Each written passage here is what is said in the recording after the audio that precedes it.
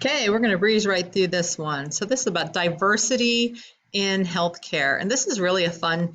Um, I think it's a fun PowerPoint to go through and to kind of talk about and to think about how things are so different among people, whether different regions of the world they live in, or different religions, or different age groups, even, right? So, America is a nation of nations made of people from every land, of every race, and practicing faith. Our diversity is not a source of weakness, it is a source of strength. It is a source of our success. And that was U.S. Secretary of State Colin Powell from a few years back. So diversity includes all of the different aspects of people, including age, culture, race, physical ability, gender, and religion. So these are all different things that make us diverse. Culture is how or where someone is raised. Culture is prevalent in a community that shares beliefs, speech, rituals, etiquette, what is important, and common rules for how people should behave. Culture includes many things such as how many people associate with one another, the way they act, the food they eat, how they dress, their work habits, and what is deemed as important. So this is wrapped up in somebody's culture. And we all have it. There are obvious manifestations. So there's different cultures within religions, different cultures within ethnicity, within your national origin or the language that you speak, and even in genders.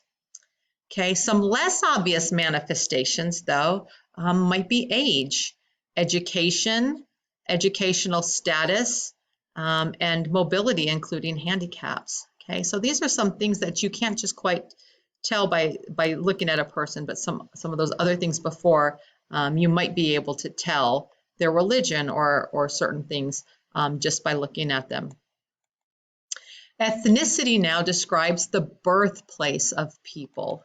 People of the same ethnicity experience similar patterns of behavior, manner of speech, and traditions.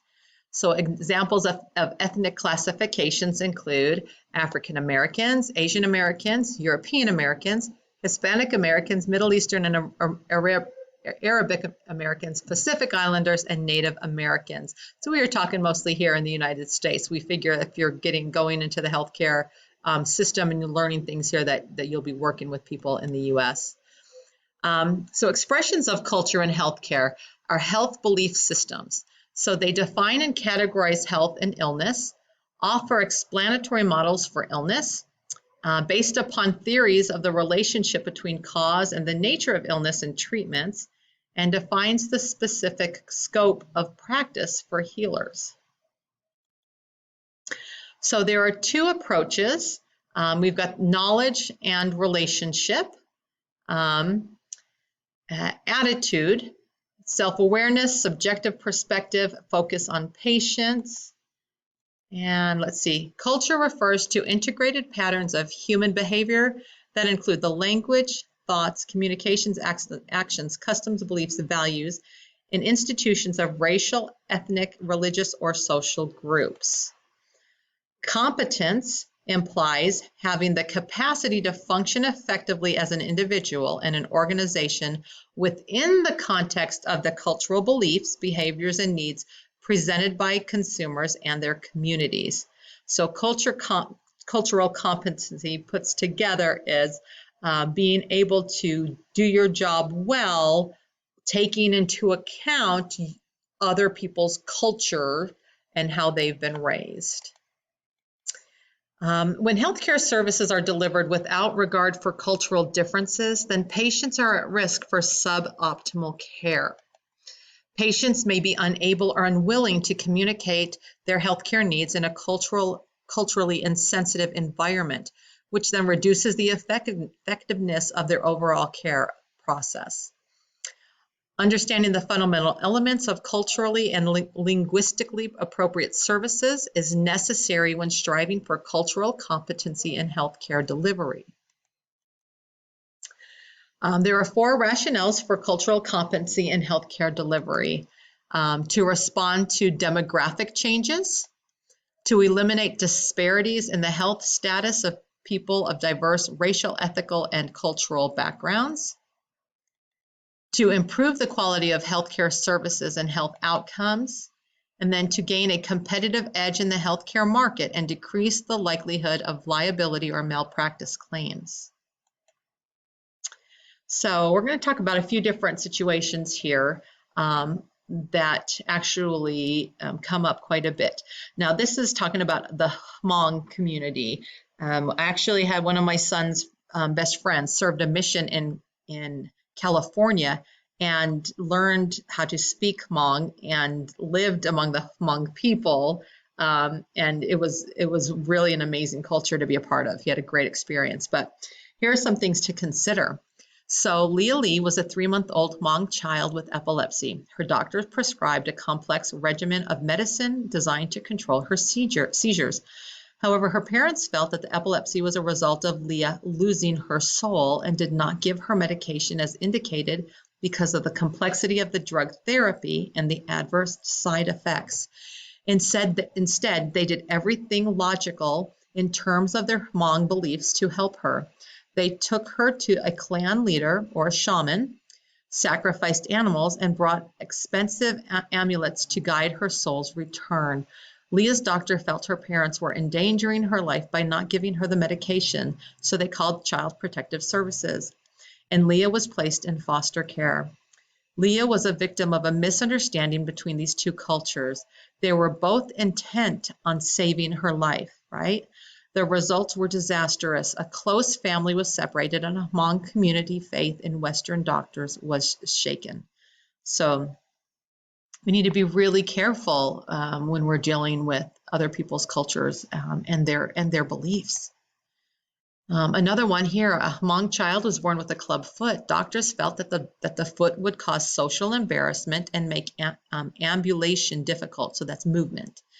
They recommended an operation to reshape the foot. Well, the family believed that the foot was a blessing, a reward for ancestral hardships, because the family believed fixing the foot would bring shame and punishment to the family and the Hmong community. They refused treatment. The family went to the Supreme Court to defend their right to refuse treatment, and they won. So some things to think about. What do you think should have happened in the court case and why? In this case, the operation did not involve life or death. But what if it had? What if life was on the line? Would then it be okay to intervene and say you must do this? Okay, here's another one. Mrs. Lee was a 49-year-old Cantonese-speaking woman who had immigrated years ago from China to the U.S. She lived with her husband and her youngest son, Arnold, 22. Studies revealed that Mrs. Lee suffered from lung cancer that had metastasized to her lymph nodes and adrenal glands. Arnold did not want Mrs. Lee's diagnosis known to her. Okay, so let's see here.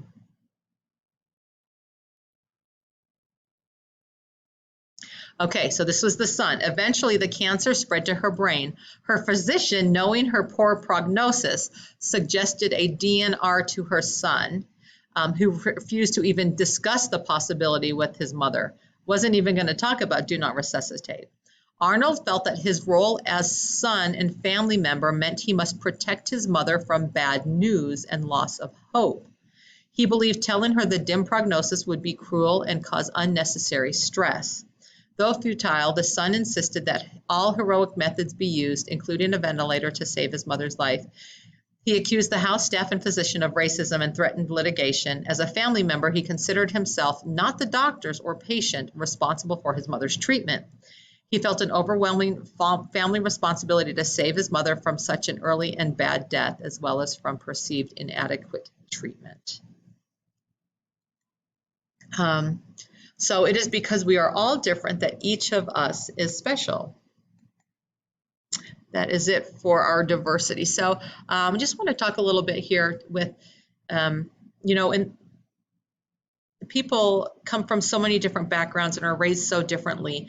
And when it comes to dealing with them and issues, a matter of their health is very personal. And some people don't want to discuss it. with anybody, and find it very hard even to discuss it with doctors. I know people who have refused to go to the doctor, knowing even that there's problems, um, just because, I mean, mainly older generation too, right? Someone specifically who definitely needed like a hysterectomy, some female issues happening going on, but are too embarrassed to go and see a doctor who can help them with this. So we just really need to be really sensitive about how people feel when they go into a doctor, and there's something about that the doctor's role in listening, and the nurses and understanding and really treating each person individually and listening to them, and not just treating them as a number and trying to get them through quickly and just checking off boxes, and explaining things in sharp, even if it's matter of fact ways. Some people just need it softer at times, and especially we need to listen to what their concerns are, and try to find out where they're coming from, with the different culture, or how they were raised or whatever. So very, very important, the diversity in healthcare, to be aware of certain things that happen, that you don't make assumptions about people or their religion or culture or whatever. Okay, so very important things to talk about in the healthcare, and how to keep it very professional too, and give the best healthcare, because you want them to be able to share things with you. You want them to trust you, right? And be honest with what they're going through, and then that way you can give the best care possible back, right? So keep that in mind in all your dealings. Awesome, we're almost done with this unit. Check in on our Google Meets so we can get any questions answered.